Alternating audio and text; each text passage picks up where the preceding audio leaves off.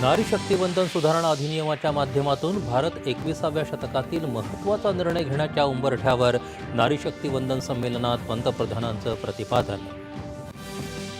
नारी शक्तीवंदन कायद्याची अंमलबजावणी वेळेत सुरू करण्यासाठी येत्या 16 तारखेपासून संसदेच्या विशेष अधिवेशनात सुधारणा विधेयक मंजूर करण्याला प्राधान्य, पंतप्रधान.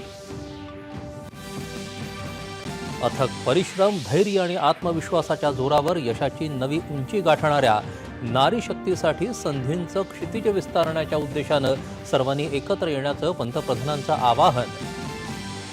सुमधुर गायनानं रसिकांना मंत्रमुग्ध करणाऱ्या ज्येष्ठ गायिका आशा भोसले यांच्या पार्थिवावर मुंबईत शासकीय इतमामात अंत्यसंस्कार.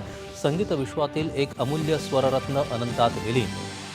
राज्य मंत्रिमंडळाच्या बैठकीत ज्येष्ठ गायिका आशा भोसले यांना श्रद्धांजली अर्पण. आशा भोसले यांच्या संकल्पनेतील संगीत संस्था स्थापन करण्यासाठी सकारात्मक पावलं उचलणार, मुख्यमंत्र्यांची ग्वाही. राज्य शासन सेवेतील पदांच्या भरती प्रक्रियेत सुधारणा करण्याचा राज्य मंत्रिमंडळाचा निर्णय. यूपीएससीच्या धर्तीवर महाजॉब्स पोर्टलद्वारे निपुण सेतू उपक्रम राबवणार. आकांक्षी जिल्हा आणि तालुका कार्यक्रमाच्या विस्तार कार्याला राज्य मंत्रिमंडळाची मान्यता. हिंगोली, जालना, पालघर, बीड, धुळे आणि परभणी या 6 जिल्ह्यांमधील 150 तालुक्यांचा समावेश. मुंबई ते बंगळुरू नवीन वंदे भारत स्लीपर रेल्वे गाडीला मंजुरी.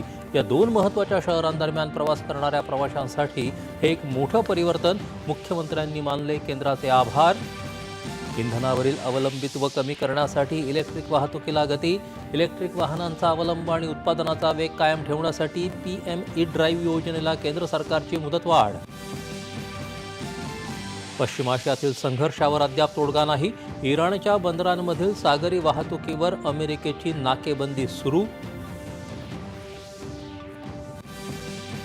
ठाणे जिल्ह्यात कल्याण मुरबाड मार्गावर रायते पुलावर आज झालेल्या भीषण रस्ते अपघातात 11 जणांचा मृत्यू.